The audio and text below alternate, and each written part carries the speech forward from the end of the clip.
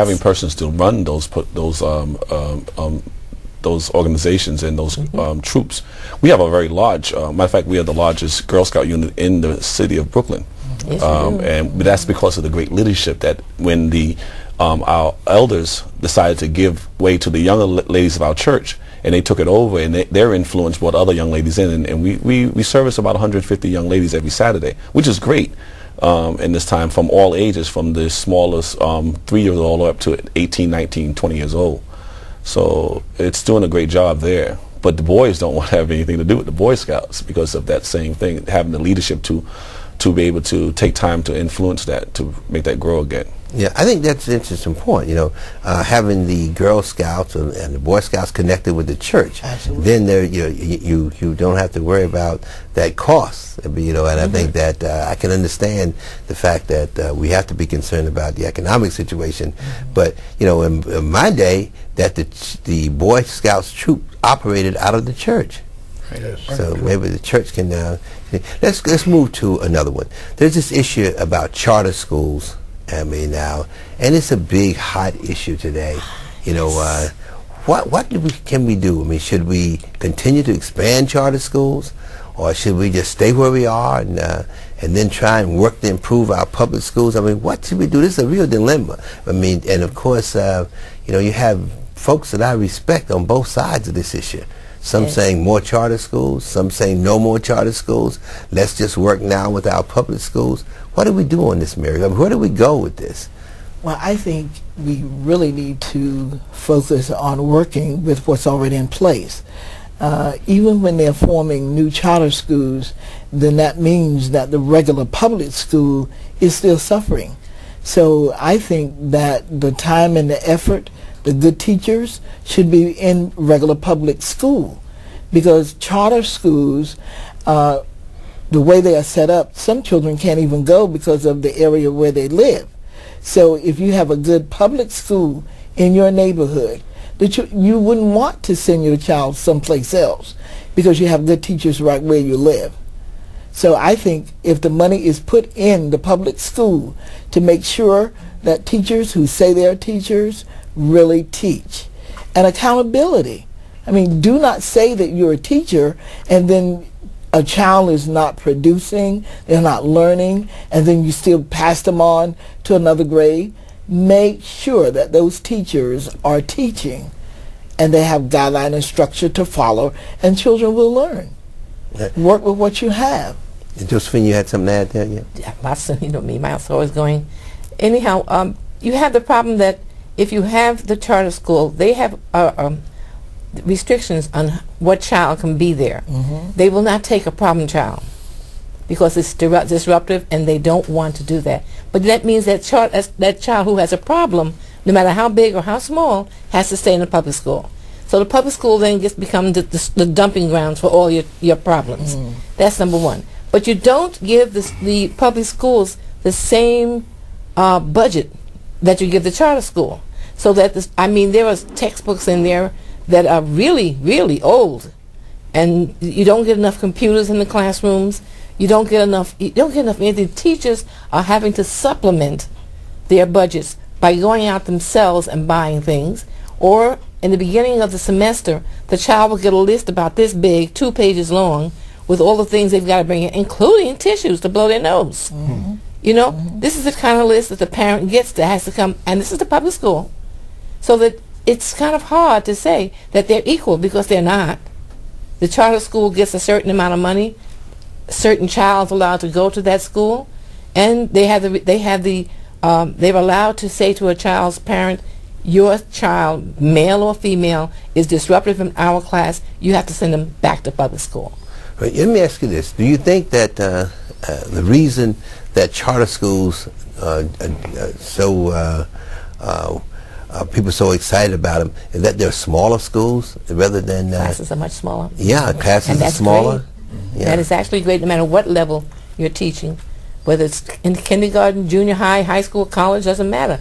A smaller class with an interested teacher and a knowledgeable teacher will do better.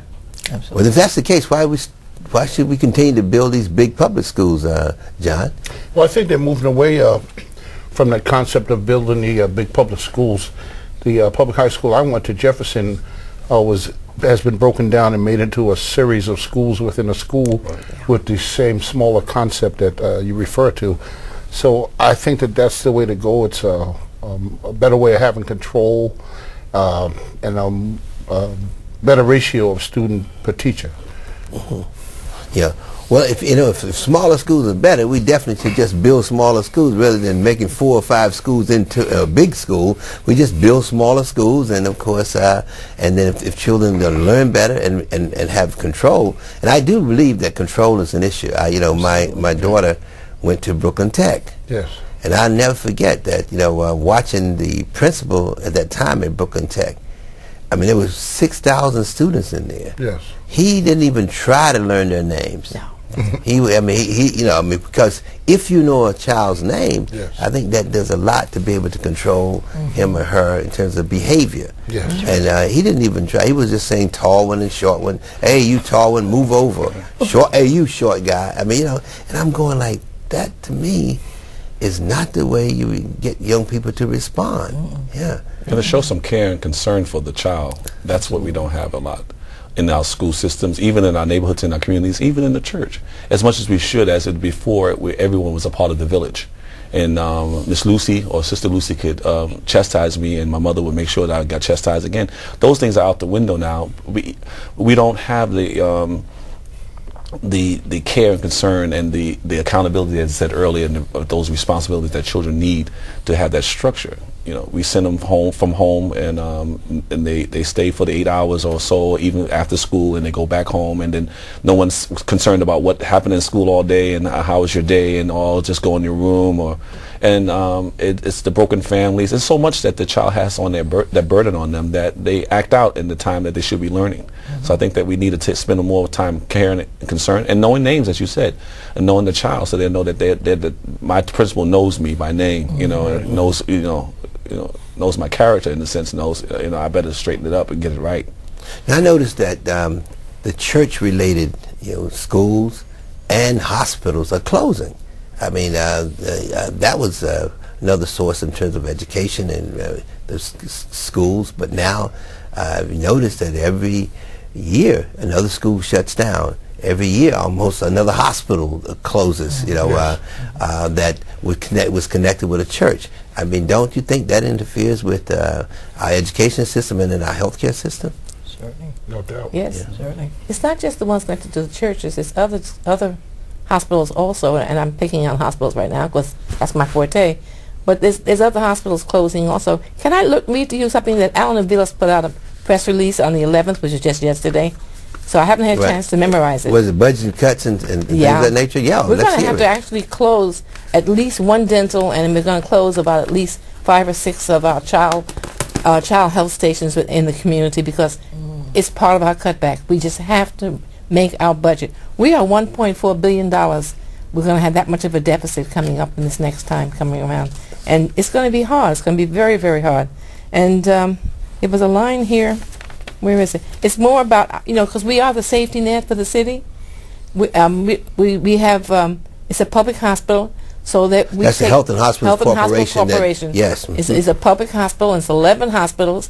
It's 6 diagnostic and treatment centers. It is 81 community centers, and of those 81, we're going to have to close at least 5, and 1 dental department. And that's very hard, because we have just about the only dental department that are actually almost free, not free, but almost free, and that the Medicaid patient can go to freely and not have a problem with getting their teeth fixed there.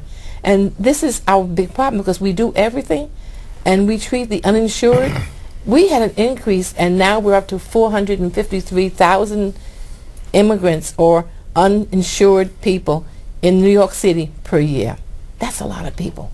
And the DISH money from the federal DISH money has been cut back, so that we are going to have to do more with less. But we simply cannot turn people away, because our mission is that we take you whether you've got the money or not. We take you. And we will have to find a way, by cutting back services, by closing certain departments, or maybe making them shorter hours, or cutting out Saturdays or weekends, the things that we were giving to help the people